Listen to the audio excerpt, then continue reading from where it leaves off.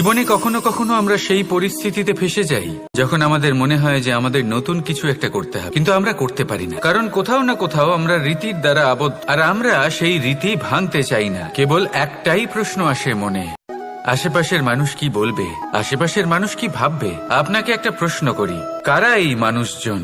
আপনার জন্মের সময় এই মানুষজন কোথায় ছিলেন? যখন আপনি কোনো সমস্যায় পড়েন তখন এই মানুষজন কোথায় থাকেন? এগিয়ে এসে কি আপনাকে সাহায্য করেন, নাকি সেই সমস্যার সমাধান আপনি নিজেই করেন? এইসব মানুষজনের চিন্তা ত্যাগ করুন যদি আপনি জীবনে বাঁচতে চান। ভেবে দেখুন জীবনে কি কি শুভ আছে আর কি কি শুভ করতে পারেন। যদি তা স্রোতের বিপরীতে হয় তাহলে সংঘর্ষ করুন, কিন্তু এইসব মানুষজনের কথা ভাববেন না।